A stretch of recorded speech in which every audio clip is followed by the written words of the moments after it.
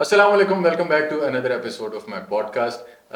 काफ़ी अरसे बाद आज दोबारा हम आपके सामने हाजिर हुए हैं और जैसा कि आप जानते हैं कि इस वक्त मुल्की हालात कुछ ऐसे हैं कि इस पे बात करना भी ज़रूरी है। सियासी हालात की अगर हम बात करें तो नवाज़ शरीफ साहब वापस आ गए हैं और ख़ान साहब को साइकिल भी मिल गई है। तो इस सब पे बात करने के लिए आज हमने बुलाया है सर फरीद काकड़ साहब को। डिजिटल मीडिया पे इनका काफ़ी काम है, जर्नलिज्म में इनका काफ़ी काम है और ख़ास तौर पे इनकी जो पेशन गोइयाँ होती हैं वो काफ़ी जो है वो ठीक साबित होती हैं। और अक्सर हम सोचते भी हैं कि यार ये पेशन गोइयाँ कैसे ठीक साबित हो रही हैं। तो इस बारे में भी इनसे पूछेंगे कि क्या वजह है। और sir, thank you for being part of the show. बहुत शुक्रिया अनीस। काफ़ी टाइम बाद आपने वक्त निकाला है। तो सर, सबसे पहले तो हमारा थोड़ा कैजुअल होता है कि हम पूछते हैं किसी भी गेस्ट से कि आप बड़े कहाँ हुए और जर्नलिज्म का करियर आपने कहाँ से शुरू किया। बड़ी इंटरेस्टिंग बात थी, एक दफ़ा मैंने आपका इंटरव्यू पहले भी किया था तो उसमें मैंने, अब मुझे याद नहीं एग्जैक्ट डिग्री, वो आपने डिग्री कुछ और की थी और आप बाद में शिफ्ट जी किसी जी, और पे हो गए थे। ऐसे। तो ये सारी कहानी हम आपसे जानना चाहेंगे अच्छा, सबसे मेरा नाम तो फरीद काकड़ है, वो आपने पहले ही बता दिया है। पहले। बेसिकली मैं कोयटा का रहने वाला हूँ। दादा मेरे मौलवी थे और बलूचिस्तान का एक बहुत ही छोटा सा शहर है किला सैफुल्ला से मेरे दादा माइग्रेट होकर लोरलाई आए थे। हमारे यहाँ तो माइग्रेशन भी पैसों के पीछे और रिस्क के पीछे होती है ना, ये भी एक बहुत बड़ी वजह है। तो मेरे दादा मौलवी थे और वो हमारे यहाँ ये होता है कि मौलवी, आप किसी और शहर में जाके किसी मस्जिद में मौलवी बनते हैं तो वो आपको कुछ इतने पैसे दे देते हैं कि आपका रिस्क चल जाता है। तो मेरे दादा माइग्रेट होकर लोरलाई आए and then was born in a very poor family के, जहाँ पे आपके दादा फौत हो चुके हैं। वो एक सरमाई मौलवी और मौलवी साहब ने फौत होते हुए एक साइकिल छोड़ी थी। वो साइकिल हमारे पास ही, इसके अलावा तो कुछ भी नहीं था। एक सर का साया था, वो भी किसी और का दिया हुआ। वहाँ से फिर स्ट्रगल शुरू किया एंड देन मेरे वालिद साहब ने बड़ी हिम्मत की, उन्होंने फिर हमें पढ़ाया and then I got my early education from primary school. जो लड़कियों का स्कूल था वहाँ बैठ के हम लड़कियों के साथ बैठ के स्कूल में पढ़ते थे। कोई एजुकेशन नहीं था। एक तो कोई एजुकेशन स्कूल होता है इसमें एलीट क्लास बैठते हैं, हमारे गरीबों के कोई एजुकेशन उसको कहते हैं कि लड़कियों का स्कूल, उसमें एक आध लड़के को इजाज़त दी जाए, तो हम उस टाइप के कोई एजुकेशन में पढ़े। वहाँ से प्राइमरी एजुकेशन हासिल की, देन BRC लोरलाई से जो है वो FSC किया एंड देन बैरिया यूनिवर्सिटी में मैं आया। हमारे आपको पता है जब बच्चा FSC में अच्छे नंबर ले लो उसको दो डिग्रियाँ करवाई जाती हैं, या तो उसको जो है वो मेडिकल करवाई, डॉक्टर बन जाओ बेटा, डॉक्टर। या इंजीनियर बन जाओ। अच्छा, मुझे भी ज़बरदस्ती इंजीनियरिंग में दाखिला लेकर दिया गया, सॉफ्टवेयर इंजीनियरिंग। क्लास में हम बैठते हैं अमूमन, तो मेरे इंटरेस्ट नहीं था, और जिस चीज़ में आपका इंटरेस्ट ना हो ना, आप पहले जितना भी पढ़े उसका कोई फ़ायदा नहीं। अब मुझे याद है अमेरिकन इलेक्शंस हो रहे थे, हिलरी क्लिंटन और ट्रंप के। मैं कंप्यूटर प्रोग्रामिंग लैब में बैठ बाकी सब प्रोग्राम बना रहे थे, हमें टास्क दिया गया था कि आपने प्रोग्राम बनाना है। तो मैं लूप बनाने के बजाय मैं वो ट्रंप और हिलरी क्लिंटन के उसको देख रहा था, BBC, CNN, RT और 15-20 वेबसाइट देख लगा। और सर ने आके बताया कि क्या किया। उन्होंने कहा खोलो क्या कर देख रहे हो। जब देखा उन्होंने फिर मुझे बुलाया क्लास के बाद कि बेटा if this is not your passion, छोड़ दो। एंड देन बड़ी मुश्किल से घर वालों को जो है वो मनाया, रोया धोया, और फिर मैं मीडिया में चला गया एंड देन मीडिया की डिग्री ली एंड फिर काम भी शुरू किया। आहिस्ता आहिस्ता मिन्नतें की, इसके तरले करो, उसके जूते पकड़ो, इसके घर जाओ, उसके घर जाओ। बड़ी मुश्किल से मीडिया का सफ़र शुरू किया एंड देन फिर अल्लाह ताला ने कुछ कहानी भी बनाई। खैर बहरहाल still in struggling phase, but ये इम्तिहान होते रहते हैं। सर, जैसे आपने अभी स्ट्रगलिंग फेज की बात की, पहले भी मेरा ये सवाल हमेशा से रहा है कि यार ऐसा क्यों है पाकिस्तान में कि हामिद मीर जब तक मरेगा नहीं तब तक कोई दूसरा बंदा नहीं आ सकता। अभी हम ऑफ द कैमरा भी इसी बारे में बात कर रहे थे, आपने भी अपनी स्ट्रगल की बात की। कई बार मैं और बाकी मेरे कोलीग्स वगैरह भी ये इसी पे बात करते रहते हैं कि यार बहुत से ऐसे लोग हैं जो टैलेंटेड हैं, सब कुछ है उनके पास, लेकिन जगह नहीं बन पा रही उनकी। इस ऐसा पे है जरा। कि दुनिया में हमेशा कोई भी जॉब हो या कोई भी काम हो, उसका एलिजिबिलिटी क्राइटेरिया होता है, जो इस वक्त तक मुझे समझ अब तक नहीं आई है ना। 25 साल, 26 साल, 28 साल की ज़िंदगी गुजार के, और पाकिस्तानी मीडिया के भी 2003-2 में लॉन्च हुआ था, तो आप समझे 20-22 साल की जर्नी में मुझे ये समझ नहीं है कि what's the eligibility criteria. For example, मैं मीडिया ग्रेजुएट, यंग, एनर्जेटिक हूँ, थोड़ी बहुत फेस स्क्रीन भी है, जाहिर सी बात है मेरे चेहरे और अमित मीर के चेहरे में फ़र्क है। यंग एज के साथ आप ढल जाते हैं ना, आपकी शक्ल और सूरत भी कमज़ोर पड़ जाती है। आप डिग्री भी आपकी प्रोफेशनल हो, लेकिन बेटा एक डॉक्टर है। मैं अभी साथ डॉक्टर शायद मसूद MBBS डॉक्टर है। What he has to do with media. मैं ग्रेजुएट हूँ, अब जब तक शायद मसूद मरेगा नहीं वो जगह मुझे नहीं मिलेगी। हामिद मीर, मैं पैदा हुआ हामिद मीर एंकर था, मैं मरने लगा हूँ हामिद मीर एंकर। अब मुझे समझ नहीं आती कि पाकिस्तान में अच्छा जो सबसे बड़ा इशू है, आप जब मीडिया वाले, आप फॉर एग्जाम्पल फ्रेश ग्रेजुएट हूँ मैं, मीडिया वाले ऑफिस में गया, वो कहते हैं एक्सपीरियंस लेकर आओ। अब एक्सपीरियंस लेने के लिए कहीं ना कहीं काम करना पड़ेगा, और काम वो देते नहीं आप, बंदा कहाँ से एक्सपीरियंस लेकर आए। सबसे बड़ा बुनियादी इशू ये है कि एलिजिबिलिटी क्राइटेरिया नहीं है। जब आपके पास एलिजिबिलिटी क्राइटेरिया नहीं है तो फिर आप क्या जिस मर्जी को रख लें। कॉर्पोरेट सेक्टर वाले आप देख लें, जितने भी न्यूज़ चैनल लॉन्च हुए हैं पिछले एक साल में, 3-4 चैनल लॉन्च हुए, उसमें कोई भी मैंने नया बंदा नहीं देखा। सारे कौन है? हामिद अमीर शिफ्ट होकर इस पे आता है, 2 करोड़ रुपए लेता है, 6 महीने प्रोग्राम करता है, चला जाता है, स्क्रीन उठा लेता है, फिर किसी जो सेकंड टीयर के लोग हैं उनको ले आते हैं। हम जैसे जो फ्रेश ग्रेजुएट्स हैं फिर धक्के ही खाते हैं, फिर आखिर में हमारे पास यही मजबूरी रह जाती है कि सोशल मीडिया को यूटिलाइज करना। अब सोशल मीडिया पे भी हम पॉपुलर नहीं होते, क्योंकि जाहिर सी बात है इसके लिए भी फाइनेंसिस चाहिए, मार्केटिंग चाहिए, डिजिटल मार्केटिंग चाहिए। कुछ नाम मैं नहीं लेना चाहता यहाँ पे, मशहूर वो पहले से हैं, मेरे उनको मशहूर करने की ज़रूरत नहीं है, लेकिन वो अपने आप को गरीब समझते हैं। अब ये गुर्बत भी सब्जेक्टिव सी चीज़ है। हाँ। F7 के गरीब में F7 इस्लामाबाद का एक सेक्टर है, उसके गरीब में और गोलड़े के गरीब में फर्क है। ये गुर्बत की डेफिनेशन सोशल क्लास रिलेटिव होता है ना। अब F7 वाला वो एक बड़ा मशहूर पॉडकास्ट करता है, मैं उसका नाम नहीं लेना चाह रहा, वो क्या मैं बड़ा गरीब तो मैं GLI में जाता था। मुझे याद है भाई आप GLI में जाने को गुर्बत समझते हो, यहाँ तो मसला ही कि रात को खाने के पैसे नहीं।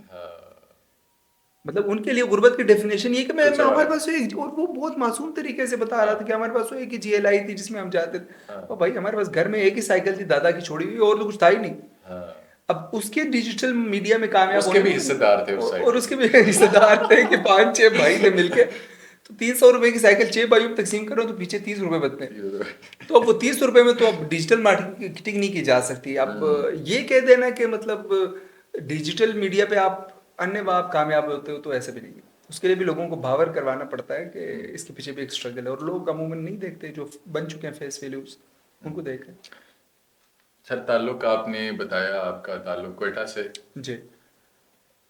आपका गिला है कि अगर आपको ऐसा लगता है कि कभी दिल से आवाज़ आई ऐसी कि शायद मैं बलूचिस्तान से हूँ इसलिए मेरे साथ ज्यादती हुई, या इस वजह से मुझे जगह नहीं मिल रही, कभी ऐसा लगा? कई बार मैं एक्सप्लेन कर देता हूँ इस बात को। ऐसा है कि हम अमूमन पूछते हैं, देखिए पाकिस्तान क्या है, पाकिस्तान मुख्तलिफ कल्चर के लोगों का, मुख्तलिफ एथनिक बैकग्राउंड रखने वाले लोगों का एक मजमूआ है। मिसाल के तौर पर मैं पश्तून हूँ, मेरी 6000-7000 साल की हिस्ट्री है, और मैं रह रहा हूँ इस वतन पे, इस ज़मीन पे रह रहा हूँ। जब ये पाकिस्तान नहीं था तब भी रह रहा था, जब अंग्रेज़ नहीं थे तब भी रह रहा था, जब हैं अब भी रह रहे हैं। एक चीज़ सिंधी है, उनका अपना एक कल्चर है। ये आप देखें ना किस किस सिविलाइजेशन से ये लोग साथ हैं। फिर आप बात करें पंजाबी की, पंजाब का अपना एक कल्चर है और एक डाइवर्स बैकग्राउंड और एक बहुत बड़ी हिस्ट्री है। इसी तरह आप बात करें कश्मीरी या गिलगिती या बाकी जो जितने भी एथनिक बैकग्राउंड है, मैं किसी के नाम भूल गया हूँ तो उसमें माजरत। हम एक साथ इस मुल्क में हुए हैं, वो इस इमरानी मुआहदे के तहत हुए हैं जिसको हम कॉन्स्टिट्यूशन ऑफ पाकिस्तान कहते हैं, कि हमने रियासत ने बुनियादी हुकूक हमारे देने हैं, हमने उनको बुनियादी जो फ़राइज़ हैं वो ड्यूटीज़ करनी है। हुकूक तो है ही नहीं, फ़राइज़ अदा करें ना करें उससे फ़र्क नहीं पड़ता अगर आपको हुकूक मिल ही नहीं रहे। आपने मीडिया के, मैं इसको मीडिया के साथ लिंक करता हूँ। अब मैं पठान हूँ, मेरे कलेजा है, वो तो है, वो तो चेंज नहीं हो सकता। अब वो कहते हैं आप उस अच्छी सलीक उर्दू बोलनी चाहिए। अब कहाँ से बोलूँ भाई, मेरा नहीं है ले जा, तो अब नहीं है ना, मेरे एक बैकग्राउंड है, मैं जितनी भी अच्छी उर्दू बोलूँ मेरे अंदर से पठान निकल आता है।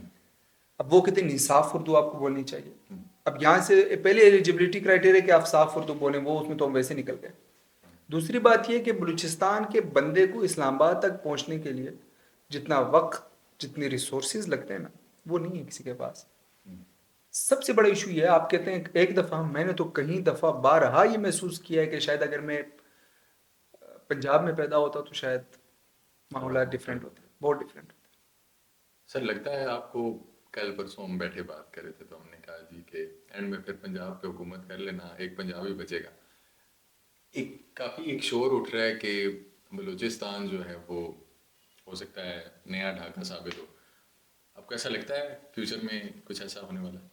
अल्लाह ना करे, अल्लाह ना करे, अल्लाह ना करे। देखें हम इस मुल्क, ये मुल्क जब बना है ना तो इस तहत बना है कि हमने इस मुल्क को चलाना है। लेकिन जब आप गलतियां दोहराते हैं ना, एक तरह शोल्ड होता है, जब वो क्रॉस होता है तो फिर पीछे कुछ भी नहीं बचता। हम अमूमन कहते हैं कि पाकिस्तान एक एटॉमिक पावर है इसलिए कभी भी नहीं टूट सकता। रशिया नहीं था, 27 हिस्सों में डिसइंटीग्रेट हुआ है। वो है ना, आपके सामने हुआ है, दुनिया में मुमलिकतें बनी है नक्शे के ऊपर, लेकिन हमने इस, अल्लाह ना करे मेरे मुंह में खाक कि ऐसा हो। स्टेट की जिम्मेदारी है कि वो आवाम को बुनियादी सहूलियात मुहैया करे। इस वक्त सूरत हाल ये है कि ना लोगों के पास खाने के पैसे हैं, ना कारोबार है, डिग्रियाँ लेके रोडों पे, कुछ भी नहीं है। At the end of the day उन्होंने बगावत करनी है। जब आप जब एक चीज़ की कमी हो जाती है लोग बगावत पे उतरते हैं, खुदा न खास। अगर आप बगावत पे उतर आते हैं तो फिर मामला किसी के कंट्रोल में नहीं रहते। अमूमन हमारे एक वो DGISPR साहब थे, जनरल आसिफ गफूर साहब, वो कहते थे कि you can't fight state, but the issue is कि you can't find a nation as well. Nation को भी तो नहीं लड़ सकते। कब तक लड़ेंगे आप उनके साथ? मतलब क्या करेंगे? अगर एक बंदा रोटी मांग रहा है आप उसको गोली मारेंगे? अगर बंदा कह रहे मुझे कारोबार लगा के तो आप उसको गोली मारेंगे? रियासत, रियासती उमूर जब तक अपनी जिम्मेदारी अदा नहीं करेंगे फिर बगावत हो सकती है। मेरे मुंह में खाक, हम सब ने मिलकर इस मुल्क को बचाना है। और लेकिन ये है कि जो मामूलात चल रहे हैं वो बड़े खतरनाक हैं। सबसे बड़ी गलती आपके नज़दीक इस वक्त क्या हो रही देखें, है मैं बलूचिस्तान की? पाकिस्तान की हद तक एक ही गलती है जो बार बार दोहराई जा रही है, वो ये है कि इस मुल्क में मेरे और आपके दरमियान एक इमरानी मुआहिदा है जिसको कॉन्स्टिट्यूशन ऑफ पाकिस्तान कहते हैं। इस सरजमीन के ऊपर इंसानी हाथों से लिखी हुई सबसे मुकद्दस किताब कॉन्स्टिट्यूशन ऑफ पाकिस्तान, इंसानी हाथों से लिखी हुई। मजहबी किताबों को तो मैं, वो एक अलग दर्जा है। इंसानी हाथों से लिखी गई सबसे मुकद्दस किताब आईन पाकिस्तान। आईन पाकिस्तान बताता है कि जनरल आसिम मुनीर साहब चीफ ऑफ आर्मी स्टाफ। आईन ऑफ पाकिस्तान बताता है कि नवाज शरीफ एक बंदा है, उसका नाम वो प्राइम मिनिस्टर रहा है, या इमरान खान एक प्राइम मिनिस्टर है, या मैं फरीद हूँ आप अनीस हैं, ये इस जगह का नाम इस्लामाबाद है। अगर आईन पाकिस्तान फॉलो नहीं होगा ना तो कुछ भी नहीं रहेगा। आइन ने जो कहना आप आइन के तहत चलें। आइन कहता है आसमान है, आप कहें आसमान है। आइन कहता है ज़मीन है, आप ज़मीन। अब आइन कहता है आसमान है और आप ज़मीन में बैठे हैं तो मामला ख़राब होंगे। और वही इशू बलूचिस्तान के साथ। अब फॉर बलूचिस्तान के लोगों को क्या गिला है? कॉन्स्टिट्यूशन कहता है कि बुनियादी जो रिसोर्सेज जहाँ से निकले उसके ऊपर उस जगह के रहने वालों का हक है। पहला, गैस सुई में से निकलती है, उन्हें नहीं मिलती। नहीं है बलूचिस्तान, फैसलाबाद में। अच्छा, लॉजिक क्या दी गई इनिशियल कि हम पहले इंडस्ट्रियल जोन को जो है, जो इंडस्ट्रीज हैं उनको दे देते हैं, उससे मुल्क की मईशत बेहतर होगी, वहाँ से पैसे आएंगे, हम उन पैसों को लगा करके बलूचिस्तान में गैस मुहैया करें। अब तो पंजाब में गैस है, फैसलाबाद में है, बलूचिस्तान में नहीं है, तो लोगों को गिलत होगा। इसी तरह तमाम रिसोर्सेज को आप देख ले, वाटर रिसोर्सेज खैबर पख्तूनख्वा से निकलते हैं, लेकिन बिजली के रेट्स, लोड शेडिंग वहाँ पे ज़्यादा है, पंजाब में कम है। तो लोगों के अंदर जब एहसास महरूमी बढ़ती है ना, फिर वो बगावत पे उतरते हैं। तो मेरे ख्याल में कॉन्स्टिट्यूशनल सुप्रीमेसी को प्रिवेल करना चाहिए। आइन जो कहे उसके ऊपर अमल दरामद करो, किसी को कोई गिला नहीं होगा, क्योंकि इस आइन के ऊपर तमाम कॉन्स्टिट्यूशनल इकाइयों के दस्तखत हैं। आप उसको फॉलो ही नहीं कर रहे। दरमियान में आपने इमरानी मुआहिदा कहा, मैं समझा नहीं इस बात को। इमरानी मुआहिदा तो एक सोशल टर्म है, एक अच्छा, सोशल नहीं मैं मुआहिदा समझना है। चाहता इमरानी हूँ इमरान क्या खान वाली होता बात है नहीं इसका। कर रहा। इमरानी मुआहिदा तो एक सोशलिज्म या सोशल सिस्टम को जो है वो हाँ हाँ, इमरानी उर्दू में अच्छा कहते अच्छा, हैं। मैं किसी और तरफ नहीं निकल नहीं, ऐसी गया। बात नहीं है। इमरानी मुआहिदे से मुराद एक सोशल हाँ, बॉन्ड ऑफ एग्रीमेंट है, जिसको हम इमरानी, उर्दू में इमरानी कहते हैं, इंग्लिश में सोशल बॉन्ड आपके। यार अब बात आ गई है तो मैं करना चाहूँगा। खान साहब की अगर बात करें तो 2011 के जलसे के बाद खान साहब की सियासत में एक चमक देखी हमने, एक बहुत बड़ा चेंज आया जो जिस भी वजह से था, जी, लेट्स नॉट गो देयर। अभी नवाज शरीफ साहब वापस आए उसी मीनार पाकिस्तान में 2023 में, उन्होंने भी जलसा किया, काफ़ी कामयाब जलसा था। पहले तो ये भी पूछना चाहूँगा आपके नज़दीक कामयाब था कि नहीं था, लेकिन जो असल सवाल है वो ये है कि इनकी सियासत में आप क्या चेंज देख रहे हैं? क्या हम इन्हें भी वज़ीर आज़म देख रहे हैं दोबारा से? देखें, हमारे लोग जो हैं वो अमूमन सियासत को वहाँ से शुरू करते हैं जहाँ से उनको पसंद हो। सियासत को वहाँ से शुरू करें जहाँ से सियासत चल रही है। मैं 70 से शुरू करता हूँ, शुरू 47 से करनी चाहिए, हाँ। चले 70 से करते हैं। हम्म, इस मुल्क में ताकतवर हल्कों का जो जी चाहे उन्होंने किया है। हमने ये शक्लें बदलते हुए देखी, हालात ऐसे किए। मिसाल के तौर पे भुट्टो को लटकाया गया, लॉजिक ये दिखाई गई कि ये बंदा, इसने ये किया है, फलाने के कत्ल में मुलविस है, भुट्टो को लटका दिया गया। जिया साहब आए, 10 साल गुजारे, जो उनसे हो सका उन्होंने वो किया। कभी इस्लामिक स्टेट बनाने का सोचा, और इन रिटर्न क्या आया? जब वो 10 साल बाद भी उन्होंने बेनज़ीर को हुकूमत दी 88 में, लोगों ने वाह वाह किया, बेनज़ीर आ रही है, मुल्क की किस्मत बदल रही है और पता नहीं क्या हो रहा है। बेनज़ीर को लाया गया, जिया साहब के जितने भी गलत फैसले थे उनके असरात बेनज़ीर पे आए। लोगों को लगा कि यार ये तो पॉलिटिशियन क्या कर रहे हैं, ये तो सारे 2 नंबर लोग हैं, गलत करते हैं। हालांकि गलत काम वहाँ से शुरू हुआ। सियासत में सियासत जल्दरी की तरह नहीं कि अचानक से आता है, ये एक स्लो प्रोसेस है जो आहिस्ता आहिस्ता खराब होता है, रोस्ट होता है, जैसे आप जंग लगती है चीज़ों को आहिस्ता आहिस्ता। फिर 2 साल बाद बेनज़ीर को हटाया गया कि ये अंग्रेज़ों के एजेंट। उस वक्त नवाज शरीफ और इमरान खान की तकरीरें बड़ी सिमिलर है। आप कभी 90s की तकरीर नवाज शरीफ की उठा के देख लें और 2013 आप बोलेंगे क्या इमरान खान का ज़रा मोटा वर्जन बोल रहा है, ज़रा हेल्दी है ना थोड़ी सी वो ज़रा मोटे वर्जन इमरान खान के। वो कहते थे ये अंग्रेज़ों की एजेंट। अब मैं अल्फाज पता नहीं, तो खैर मियाँ साहब ने बोले तो हम कोट अनकोट, अंग्रेज़ों के कुत्ते नहलाने वाले लोग। किसकी तरफ बात की जा रही थी? बेनज़ीर। बेनज़ीर को हटाया गया, मियाँ साहब आए, उन्होंने फिर कहा कि मर्द मोमिन मर्द हक ज़ियाउल हक और फर्जंद मोमिन, और मैं तो एक इस्लामिक स्टेट का अमीरुल मोमिनीन बन रहा हूँ। वो आए, 2 साल बाद उनको भी हटा दिया, पड़ा हो गया। फिर बेनज़ीर आई, फिर पड़ा हो गया। फिर नवाज शरीफ आए, फिर पड़ा हो गया। मार्शल आल आई, एक मार्शल में पड़ा नहीं होता, बाकी सब में पड़ा ही पड़ा होता। 10 साल के लिए मुशर्रफ बैठे रहे, जो उनसे गलत हो सका उन्होंने किया। भुट्टी को मारा, बलूचिस्तान में इश्यूज खराब हुए, हालात खराब हुए, सिक्योरिटी फेलियर्स हुए। लाल मस्जिद के ऊपर हमला किया था, टीटीपी बनी, उसके बाद हमने 10 साल यहाँ पे 80,000 लोग उठाए, लाशें उठाई, इस मुल्क की इंफ्रास्ट्रक्चर तबाह किया, बिजनेस तबाह किया। किसी ने मुशर्रफ से नहीं पूछा कि आप किधर। पीपल्स पार्टी की गवर्नमेंट आई, दहशतगर्दी, हालात खराब, इंफ्रास्ट्रक्चर खत्म, कोई फॉरेन डायरेक्ट एफडीआई नहीं, कोई डायरेक्ट इन्वेस्टमेंट नहीं, कोई इनडायरेक्ट इन्वेस्टमेंट नहीं, हालात खराब। उन वो गए। अच्छा, उसमें भी तो वजीर आजम को हटाया गया, गिलानी को हटाया गया, परवेज अशरफ को लाया गया। 2013 में मियाँ साहब को 2/3 मेजोरिटी दी गई, 2/3 मेजोरिटी दी गई नवाज शरीफ को, उसके साथ भी पड़ा हो गया। 17 में उनको हटा दिया, शायद खाकान को लिया। इमरान को इन्होंने बनाया था in the reaction of the democracy, वो चार्टर ऑफ डेमोक्रेसी जो हुआ कि तीसरा बंदा लेकर आएंगे। उसे ग्रूम किया गया, तैयार किया गया, इसको ले आओ, उसको ले आओ, परिंदे, ये जितने भी पावरफुल हल्कों के परिंदे, उन सबको एक ही झंडे तले जमा किया गया। मैं उस वक्त भी कहता था कि जिस दिन इमरान खान का पड़ा होगा ना, ये सब उड़ जाएंगे, कोई भी नहीं रहेगा पीछे। आज आपने देखा इमरान अंदर है, सारे अंदर है, कोई कहाँ है कोई कहाँ है। ये लोग जो इमरान को मशवरे देते थे कि आप ये करें, आप वो खुद किसी और पार्टी में बैठे। मुझे याद है ये जैदी कराची वाले, उन्होंने कहा मैं गोली काटूंगा इस यहाँ पे माथे पर। और 2 दिन बाद दो पार्टी चेंज कर, मतलब एक मुनाफकत है इस मुआशरे में ना। अवाम को कुछ समझ है, अवाम भी जज्बाती अवाम है, जो किसी ने कुछ कह दिया उसके, मतलब अगर इमरान खान वो बातें 2013 में कर रहा है, अवाम थोड़ी सी पढ़े ना, थोड़ी सी तारीख की तरफ सोचे कि अगर मियाँ साहब यही बातें कर रहे थे और इमरान भी यही बातें कर रहा है, इसके पीछे कुछ और कहानी है।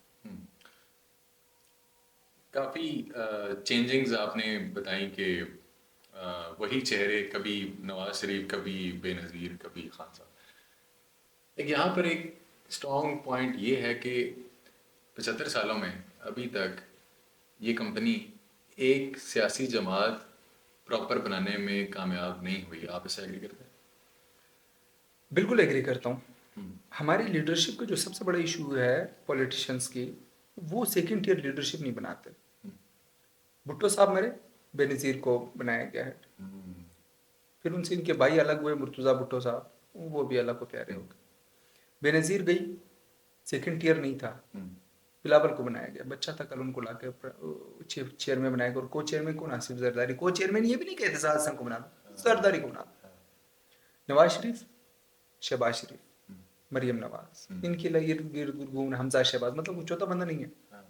इमरान खान साहब, वो कहते हैं मैं लीडर हूँ, लीडर होते तो उनके पास उनकी पार्टी के लोग होते, उन्होंने कोई टियर नहीं बनाया। आज इमरान खान अंदर है, कोई लीडरशिप कोई नहीं है। इमरान खान को सोचने की जरूरत है। मैं उम्मीद करता हूँ जेल में सोच रहे होंगे ये कि उन्होंने क्यों नहीं बनाया, किसको बनाया, कोई है लीडरशिप? वो तो उनके सहारा थे जो आज किसी और के सहारा है। इवन जब मैं एक बड़ा मंजर देखा जब नवाज शरीफ साहब वापस आए, तो काफ़ी लोग उन्हें हार पहना रहे हैं और ख्वाजा आसिफ भी साथ खड़ा है सारे। लेकिन अगर यहाँ पर आज इन्हें देखें तो ये तो अकेले हैं, ये तो शेख साहब भी साथ छोड़ गए, तो इनके साथ तो कोई नहीं है। खान साहब देखें, जब आप, मैं एक छोटा सा वाक्य पहले भी सुना चुका हूँ, दोबारा सुना देता हूँ अगर वक्त है, छोटा सा। जी जी जी जी ज़रूर। मैं शायद अपने प्रोग्राम में भी ये बात कर चुका हूँ पहले कि डॉक्टर बारी जहानी पश्तो के बहुत बड़े शायर हैं। उनके एक फोकलोरी दास्तान है, उनको उन्होंने मंजूम शक्ल दी हुई, लेकिन मैं जरा उस फोकलोरी दास्तान सुना देता हूँ कि एक गांव में एक चूहा बिल्ली से बड़ा तंग था। गया वहाँ पे मौलवी साहब से, मौलवी साहब कुछ दम दुरूद कर दे कि मैं ये बिल्ली से जान छुड़ा रहा हूँ। मौलवी साहब ने शुफ शुफ करके उसको बिल्ला बना दिया। इसने आती पहले चूहों का बेड़ा कर किया, बिल्लियों के ऊपर भी शेर थे, इसको कुत्ते तंग करने लगे। फिर गए मौलवी साहब कुछ करें, कुत्ता बना दिया। फिर गए, फिर इसको गीदड़ तंग करने लगे। फिर गए मौलवी साहब कोई दम दुरूद करें, गीदड़ बना दी, गीदड़ बना दिया। बहरहाल फिर इसको शेर तंग करने लगे। फिर इसको दोबारा कहा गया कि भाई मौलवी साहब एक दफ़ा बना दें बस, इसके बाद नहीं होगा। मौलवी साहब ने उसको शेर बना दिया, जंगल का बादशाह बन गया। इसको कहा उसको कहा, सब जंगल खत्म रह गया। मियाँ मौलवी साहब, उसने कहा भूख लगी मौलवी साहब के ऊपर दावा पर, भागा भागा मौलवी साहब के ऊपर छलांग लगाने की कोशिश की। मौलवी साहब ने मुंह मोड़ के उसको शुफ करके उसको चूहा बना दिया। जब आप किसी और की ताकत के बलबोते आते हैं ना, तो जब मर्जी वो रस्सी खींच ले। इमरान के साथ भी यही हुआ। उनके सहारे आया, जब रस्सी खींच लिया अब नीचे बैठा हुआ है। जब उनकी मर्जी होगी तब उठा देंगे, इसमें ऐसे क्या। अच्छा, ये कुछ टाइम पहले मैं कहता था कि आप इस बंदे को जेल में नहीं डाल सकते। आप उस वक्त भी कहते थे यार हो जाएगी जेल, बहुत सारे लोग, मैं ट्रीट भी आ रहा हूँ एक दोस्त से बाय द वे। तो अब ये बताएं कि जो वाकया हुआ 9 मई 9 अप्रैल, दो वाकयात खान साहब की ज़िंदगी का नाइटमेयर साबित हुए। इन वाकयात को आप कैसे देखते हैं? ये वाकयात पहले भी हुए हैं, ये कोई फर्स्ट टाइम नहीं हुआ। हमने बेनज़ीर को शहीद होते हुए देखा, हमने बेनज़ीर को जेलों में जाते हुए देखा, हमने आसिफ जरदारी के खून आलूदा कपड़े प्रेस कॉन्फ्रेंस में दिखाए हुए देखा।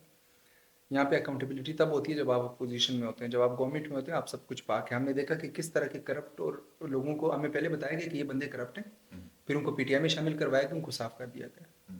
जिस जहांगीर तरीन जब करप्ट है तो फिर पहले भी करप्ट, जब नहीं है तो अब भी नहीं है। अब यही लोग साफ करने के लिए, अब 9 मई से साफ करने के लिए ना नून लीग में शामिल किए जा रहे हैं। अगर आप नून लीग में हैं तो आप साफ हैं, आप पीटीआई में तो आप गुनहगार हैं।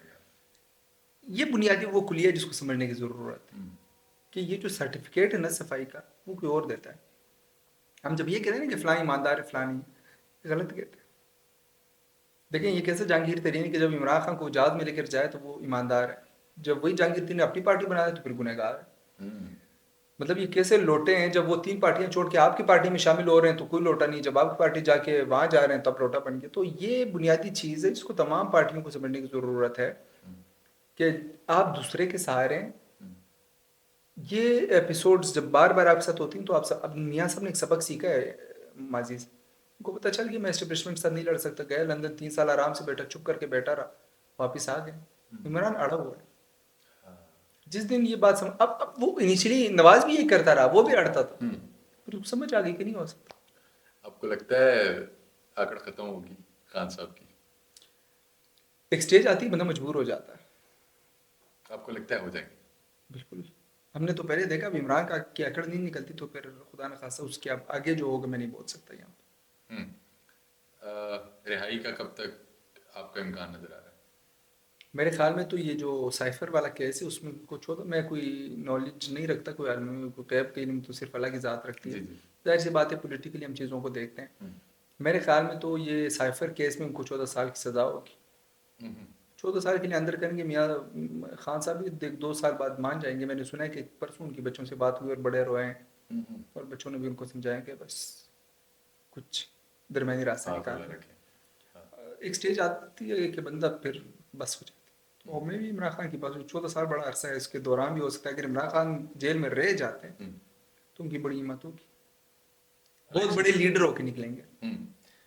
लेट्स सपोज खान साहब इलेक्शन से पहले आ जाते हैं, ये भी पॉसिबिलिटी है या नहीं है? खान साहब इलेक्शन से पहले आ जाते हैं तो ये बताइए कि वज़ीर आज़म बनने के चांसेस हैं? क्योंकि मैं काफ़ी जगहों पे कह चुका हूँ कि यार अगला वज़ीर आज़म नवाज शरीफ है, लेकिन बहुत से दोस्त अहबाब ये कहते हैं कि यार ये कंपनी ऐसी है कि कब रुख फेर दे कुछ पता नहीं चलता, और माजी में भी हमने नहीं, देखा है। ये पॉलिसी जो बनती है वो इलेक्शन की बनती है पूरी, वो 1-2 महीनों की नहीं बनती। सवाल ही नहीं पैदा होता इमरान खान को वो बाहर लाएं। बाहर लाना होता तो अंदर करते। किस लिए अंदर किया, फ़ायदा क्या? वो इसीलिए तो अंदर किया कि इलेक्शन नहीं करने देना है। हमने पिछले इलेक्शन में देखा कि नवाज शरीफ को अंदर किया गया था, इमरान को जीत पाया। अब इमरान अंदर होंगे, नवाज शरीफ जीत जाएगा। तो आपने अगले वज़ीर आज़म की प्रेडिक्शन कर दी? हाँ, नवाज देख लें, आज उनकी तमाम अपीलें बहाल कर दी हैं, सफाई हो रही है ना। हल क्या है? कॉन्स्टिट्यूशन को प्रिवेल किया जाए और तमाम पॉलिटिकल पार्टी, मैं सबसे बेहतर समझता हूँ कि इलेक्शन से कबल, election not solution of this chaos. ये जो पॉलिटिकल कियोस चल रही है इसका इलेक्शन सोल्यूशन नहीं है। आप इलेक्शन करवा दें फिर जीत जाएगी। इमरान का एक करप्शन वो हुई है, धांधली हुई है, आज भी पीपल्स पार्टी कह रही है। अभी इलेक्शन हुए ही नहीं है, पीपल्स पार्टी कह रही है। हो जाए तब यही कहेंगे। और ये कोई फर्स्ट टाइम नहीं हो रहा है। 13 में भी हुआ है, 18 में भी हुआ है, 7 में भी हुआ है, 2 में भी हुआ है, 99 में भी हुआ है, 96 में भी हुआ है, 92 में भी हुआ है, 88 में हुआ है, ये 70 में भी हुआ है। ये कोई फर्स्ट टाइम तो नहीं हो रहा। सबसे पहले तमाम पॉलिटिकल पार्टीज को अपने इख्तलाफात भुला के ग्रैंड डायलॉग करनी चाहिए। मेरी ये तजवीज़ है और मैं हमेशा ही बात करता हूँ कि तमाम पार्टीज को बोलना, मुझे इमरान नहीं पसंद या फजल रहमान को इमरान नहीं पसंद, इमरान को फजल रहमान नहीं पसंद, ये आवाम का मसला नहीं है। आवाम ये कहती है कि आप सब टेबल पे बैठे और एक लार्जर सोल्यूशन निकालें, इकोनॉमी को चलाएं, पॉलिटिक्स को चलाएं। मेरे ख्याल में इलेक्शन से कबल ग्रैंड नेशनल डायलॉग होनी चाहिए जिसमें तमाम political leadership, chief of the army staff, chief justice of Pakistan, सदर मुमलिकत, निगरान वजीर आजम। इस ग्रैंड डायलॉग में आप खान साहब को शामिल कर रहे हैं? मैंने तमाम पॉलिटिकल लीडरशिप की बात। एक सवाल मैंने पहले भी एक सहाफ़ी से किया था, मैं अचानक मेरे जहन में आ गया, मैं आपसे भी पूछना चाहूँगा। यूथ को लगता है कि खान साहब आखिरी उम्मीद है, आपको लगता है? नहीं देखें, ऐसे नहीं है। हमने ये आखिरी उम्मीदें हमने बेनज़ीर से भी लगाई थी, हमने नवाज शरीफ से भी लगाई थी, हमने भुट्टो से भी लगाई थी, हमने बड़े लोग देखे हैं कि ये मुशर्रफ भी हमें एक ज़माने में आखिरी उम्मीद लगे। पॉलिटिक्स में अफराद अहम नहीं होते, अफराद आते जाते हैं, कुर्सी और सिस्टम एक जगह रहता है। ये वज़ीर आज़म की कुर्सी बड़ी जालिम कुर्सी है। इस कुर्सी के ऊपर हमने बड़े तख्त नशीनों को बैठते हुए देखा और बहुत सारों को अब कब्र में देखा है और बहुत सारों को हमने जेल में देखा है। यही वो कुर्सी थी जिसके ऊपर नवाज शरीफ बैठ के उस वक्त के नए तैनात आर्मी चीफ जनरल बाजवा के साथ मुलाकात में, तो वो छोटी सी कुर्सी में बैठे थे और मियाँ साहब बड़ी कुर्सी में बैठे थे। फिर इस इन मियाँ साहब को हमने खुद देखा कि किस तरह उनको जेलों में डाला गया, फिर बाहर भेजा गया और अब हम देखा कि किस तरह इस्तकबाल किया गया। ये इमरान खान इसके ऊपर बैठ के इतने पावरफुल थे कि उनके इनकार पर DGICI चेंज नहीं हो रहा था। और फिर हमने देखा कि आज इतने कमज़ोर पड़ गए हैं कि उनको बेल नहीं मिल रही। तो मैं नहीं समझता कि पॉलिटिक्स में कोई बंदा आखिर होता है। एंड पॉलिटिक्स कोई एकदम से ना चेंज होती है ना एकदम से ठीक होती है, सिस्टम को टाइम लगता है। सर, वफादारी का फ़ायदा है। पिछले दिनों मैं शेख रशीद साहब का इंटरव्यू देख रहा था, उसमें एक जुमला उन्होंने कहा कि 72 साल मैंने इनका साथ दिया, और थोड़ा सा उनकी आवाज़ में मुझे लगा कि जैसे वो हिल चुके हैं। आपको लगता है कि 72 साल की वफादारी के बाद उन्हें यकीन नहीं आ रहा था कि 72 साल की वफादारी के बाद भी मेरे साथ ये हो सकता है? क्या हुआ है उनके साथ? तो कुछ भी नहीं हुआ। उनके साथ बड़ा कुछ हुआ है 40 दिन में, जो उन्होंने चिल्ला काटा। 40 दिन क्या, यहाँ लोग नहीं नहीं 16 नहीं 16 नहीं, महीने रहे हैं, 40 दिन में कौन सा। देखिए वो तो अभी भी कह रहे हैं कि मैं उनका बंदा हूँ। बिल्कुल कह रहे हैं। हाँ, अब ये मुंह पे कहने में और एक दिल में बात तो आ जाती है ना यार, मेरे साथ मेरे ये दिल खींच आपको हो लग गया। रहा है कि वो ऐसा कह रहे हैं, ऐसा वो नहीं कह रहे। उनको आपको रिलीफ मिल गया ना, उनको बाहर छोड़ा गया, ऐसे इंटरव्यू देने दिया गया, और क्या चाहिए उनको। लेकिन आपको लगता है कि उनके साथ भी वही कुछ हुआ है जो बाकियों के साथ हुआ? सवाल नहीं पैदा होता।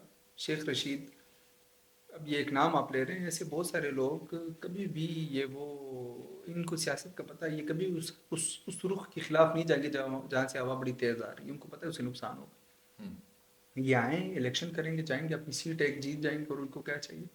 हम्म, न ये खिलाफ है, न ये खिलाफ हो सकते हैं। हम्म। किस पार्टी में जाते हुए दिख रहे हैं आपको शेख साहब? अपनी पार्टी से इलेक्शन लड़ेंगे। नहीं मतलब बाद में किसकी नहीं, पार्टी? आज़ाद रहेंगे। आज़ाद रहेंगे। आज़ाद रहेंगे।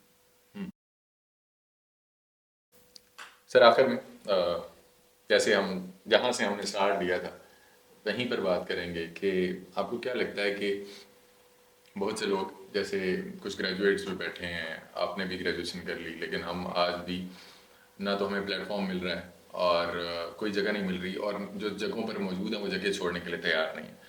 आपको क्या लगता है कि जर्नलिज्म में इसको अपग्रेड कैसे किया जाए कि हम जैसे लोगों को मौका मिले? दो चीज़ें, एक ब्रॉडकास्ट मीडिया, एक डिजिटल मीडिया, दोनों के ऊपर बात करूंगा। पहले अगर ब्रॉडकास्ट मीडिया की बात की जाए, मेरे ख्याल में एक एलिजिबिलिटी क्राइटेरिया होना चाहिए। मीडिया में काम करने वाले के पास एटलीस्ट मीडिया की डिग्री होनी चाहिए। अगर एक डॉक्टर, फॉर एग्जाम्पल, और शायद मसूद एक MBBS डॉक्टर है, वो बैठे हैं उधर, तो मीडिया वाला क्या करे? क्या मेरे से कोई मरीज चेकअप करवाएगा? नहीं करवाएगा। तो फिर डॉक्टर शायद मसूद बैठ के क्यों चेकअप कर रहे हैं मीडिया का? एक बात। दूसरी बात, 1970 में कुछ अफराद सहाफ़ी थे, आज वो बैठे हुए स्क्रीन।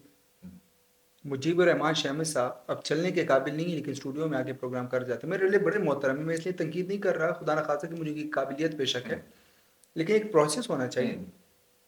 हमारे यहाँ चेहरे देखे जाते हैं, खबर या बात नहीं देखी जाती। चेहरे ना देखे जाएं, खबर देखी जाए। मतलब ये नहीं हो सकता कि आप एक कुछ मखसूस अफराद को बिठा के एक तरह से जो है एक माफिया बैठी हुई है मीडिया के ऊपर। ये पूरी पूरी टीम के साथ मूव करते हैं, नए बंदे के लिए तो कोई जगह नहीं है। हामिद मीर साहब, सलीम साहब, मैं मिसाल देता हूँ जियो। इवन शाहजेब खानजादा 2003, 4, 5, 6 में भी ये एंकर था। आज ये कोई लगते यंग है, इतने यंग नहीं है। ये वो अफराद है, जब मैं पैदा हुआ तभी ये एंकर थे, जब मैं पढ़ा तभी एंकर है, अब जब मैं खुद कहीं एक आधा काम करने लग गए तभी एंकर है। तो मेरे ख्याल में एक रिटायरमेंट टाइम होना चाहिए, हम जैसे लोगों को भी तो कोई देखे। एक चीज़। दूसरी बात, अच्छा जो काम करते हैं उनको भी तनख्वाह नहीं दी जाती। अब ये भी दूसरा बड़ा इशू है। फॉर एग्जाम्पल मैं जाता हूँ कि यार मैं कोई काम सीख लूँ, काम करूँ, कहते हैं पैसे नहीं। 6-6 महीने, 8-8 महीने तनख्वाह नहीं देते। बंदा काम रिस्क के लिए करता है ना, एक प्रोफेशन नहीं है, उसको प्रोफेशनल बनाया जाए, इसमें नए लोगों को लाया जाए। कोई ऐसे चैनल भी आए जो कहे यार हमने नए बंदे बिठाने। पर ठीक है, हामिद मीर साहब ने बड़े पैसे कमा लिए, आपने जिंदगी गुजार लिया, अब आप रिटायर होकर घर जाएं। लेकिन नहीं, मैंने तो अभी तक किसी साफी को रिटायर होते हुए नहीं देखा। हमने तो साफियों को एक जगह से जाके दूसरी जगह पीसीबी चेयरमैन होते हुए देखा है, और वहां से भी फिर वापस आ चुके एंकर बनते हुए। मतलब ये वो लत है, जब बंदे को लग जाए कि मतलब सेठी साहब चेयरमैन, वजीर आला, केयर टेकर गवर्नमेंट के सीएम रहे, फिर वापस आके एंकर बने। मतलब जगह नहीं छोड़नी कि यार फरीद आए, अनीस आए, फलाए नया बंदा है, ना ना ना ना ना ना, सेठी साहब में बैठना है। ये वो चीज़, इसको ख़त्म करना चाहिए, एक चीज़। दूसरी चीज़ ये है कि डिजिटल मीडिया की बात करें, डिजिटल मीडिया के लिए भी रिसोर्स चाहिए होता है, वक्त चाहिए होता है। मिसाल के तौर पे आप पॉडकास्ट है, अनीस आप मीडिया ग्रेजुएट, आप भी कर रहे हैं। कल तक P4 पकाव वाले भाई जो मस्खरे करते थे, क्या नाम है, नादिर अली, वो भी पॉडकास्ट कर रहे हैं, वो भी साथियों पॉलिटिशियन से पूछ रहे हैं, अच्छा बताएं तो इस इलेक्शन के कैसे सूरत यार। मतलब यार एक बंदे का काम ही नहीं है, हर बंदा अपना काम नहीं कर रहा। अब आजकल उनको पता है पॉडकास्ट का बड़ा जरा वो निकला हुआ है ट्रेंड, कॉमेडी छोड़ के पॉडकास्ट करने लगे। अच्छा, चूंकि वो पहले से एस्टेब्लिश चैनल है, मुझे और आपको किसने देखना है? यही बात। नादिर अली के ऊपर पॉडकास्ट चलता है और एक फरीद के ऊपर चलता है। अब गेस्ट आपके पास तो नहीं आएंगे, ज़ाहिर नादिर अली के पास जाएंगे, P4 पकाव के पास जाएंगे। पहले वो करते थे कॉमेडी, उन्होंने 1 मिलियन 2 या 5 मिलियन या 4 मिलियन जितने भी सब्सक्राइबर है वो इस तरीके से बना दिए। मैं एक स्पेसिफिक बीट करता हूँ, लेकिन वो क्या करते हैं, स्पोर्ट्स के ऊपर भी कर रहे हैं, सब्सक्राइबर पहले से बने हुए हैं। वो स्पोर्ट्स जर्नलिस्ट क्या करे फिर स्पोर्ट्स जर्नलिस्ट क्या करे? अच्छा, जो कॉमेडी कर रहा है वो एंकर बना हुआ है। अच्छा, अब एंकर बन गया तो फिर एंकर जो है वो पॉलिटिकल बीट जो करते हैं वो बेचारे क्या करें? इकोनॉमी के ऊपर भी सवाल पूछ रहे हैं। मतलब हर बंदा, ये जितने भी कॉमेडियन थे ना जो यूट्यूब पे कॉमेडी करते थे, वो आजकल पॉडकास्ट कर रहे हैं, और सीरियस पॉडकास्ट कर रहे हैं, वर्ल्ड कप के ऊपर सवाल पूछ रहे हैं। तो एरिया नहीं है, एरिया कंफर्म होना चाहिए। लोगों को, नए लोगों को अप्रिशिएट करना चाहिए। जो आपका मैदान है उस पे मैं बॉल करूंगा आपको, और मैं आपसे पूछना चाहूंगा कि अगले 5 साल की प्रेडिक्शन आपके नज़दीक क्या है? कुछ बड़ी जो आपके जहन में है कि ये चेंजेस आने वाले हैं अगले 5 साल के बारे में, वो मैं आपसे पूछना चाहूंगा आखिर में जाते हैं। मेरे ख्याल में एक तो पॉलिटिकल स्टेबिलिटी को हर कीमत पे चाहिए। हाँ। जो भी गवर्नमेंट आएगी वो 2/3 मेजोरिटी के साथ होगी, एक चीज़। अगर नून लीग आती है 2/3 के साथ होगी। अगर नहीं आती, मतलब अब अगर कोई मुझे कहे कि जहांगीर तरीन की अलग पार्टी है तो मैं नहीं मानूंगा, वो भी तकरीबन नून लीग ही है। या तो पीडीएम की तमाम जमातें एक साथ होंगी, जो कि पहले भी एक साथ। पॉलिटिकल स्टेबिलिटी हर कीमत पे लाएंगे। उसके बाद बुनियादी मकसद इकोनॉमिक स्टेबिलिटी होगी। उसके बाद हम देख रहे हैं चीफ भाग भी रहे हैं, कभी इधर कभी उधर। हालांकि काम तो ये मिनिस्टर्स का है, जो पॉलिटिशियंस है उनका है। इकोनॉमी स्टेबलाइज करनी है इन्होंने। इकोनॉमी स्टेबल होगी तो मामला ठीक रहेंगे, नहीं होगी ना, जितने भी भागम भाग दौड़ करेंगे उसे कोई फायदा नहीं होगा। और खान साहब के लिए फिलहाल मैं इतनी जल्दी कोई रिलीफ नहीं देख रहा। काफ़ी तनकीद करते हैं आप खान साहब पे, बात आ गई है, काफ़ी तनकीद करते हैं आप खान साहब पे, तो मैं कुछ अच्छा जो आपने देखा खान साहब में, मुझे आपका वाक़या भी याद है जो जिसके बाद आपने काफ़ी खान साहब पे तनकीद भी की। लेकिन वो पर्सनल लेवल पे था। तो मैं ये जानना चाहता हूँ कि खान साहब को आप एज अ लीडर कैसा देखते हैं, और आपकी उसके उनके बारे में क्या राय है? मैं कंपेयर करूँ खान और नवाज शरीफ को, खान बड़ा दलेर हम्म, है as compare to Nawaz Sharif ना, हम्म, बेवकूफ़ हद तक दलेर है। हम्म, अब यहाँ पे ये उनकी खूबी भी है, खामी भी है, हाँ, कि वो बेवकूफ़ हद तक दलेर है। हाँ, अब इतना दलेर होना भी बाज़ औक़ात जो है वो नुकसानदेह होता है। मिसाल के तौर पे अंदर गए, हम्म, इस वक्त तक तो वो नहीं माने हम्म, कि मैंने बारह में कहते मैं अंदर ही रहूँगा। हम्म, अब ये दलेरी समझे या बेवकूफ़ी, या माजी को देखें तो बेवकूफ़ी है, हाँ। वैसे उनकी पर्सनैलिटी को देखें तो ये दलेरी है। आपको लगता है रिग्रेट होगा उन्हें किसी बात का, जैसे वो इलेक्शन के लिए उन्हें उनको कहा ये, करते मैं थे? जिस जिस हाँ, वजह से मैं इमरान खान के खिलाफ हूँ वो इसलिए खिलाफ हूँ कि 22 साल उन्होंने ये जिद्दोजहद की कि मैंने हकीकी हुकूमत बनानी है, लेकिन आए वो किसी और के कंधों। हम्म। उनको ये रिग्रेट होगा कि मैं क्यों आया, ये सबसे बड़ा रिग्रेट होगा। इस बात का रिग्रेट होगा कि इलेक्शन के लिए मुझे ऑफर की गई थी और मैंने। नहीं, ये तो बड़ी मामला तो उस वक्त से ख़राब हुए हैं जब वो किसी और के कंधों पे आए। ना उन्होंने कोई काम किया, ना उन्होंने कुछ आवाम को रिलीफ दिया, ना उन्होंने आवाम के लिए कुछ ऐसा काम किया। इससे बेहतर था कि वो अपोजिशन में बैठते। ये रिग्रेट होना भी चाहिए और है भी मेरे ख्याल में। Sir, thank you for being part of the show. बहुत मज़ा आया, to be very honest with शुक्रिया आपका। यू। तमाम तर पहलुओं जिनके बारे में हम बात कर सकते थे उनके बारे में हमने बात की। सियासी मंजरनामे पे भी थोड़ा हमने टच किया, और जो आने वाले वक्त है उसके बारे में भी कुछ पेशन गोइयाँ इनकी हमने जानी। मजीद पॉडकास्ट के लिए आप देखते रहिए मलिक अनीस अहमद का channel. Thank you so much.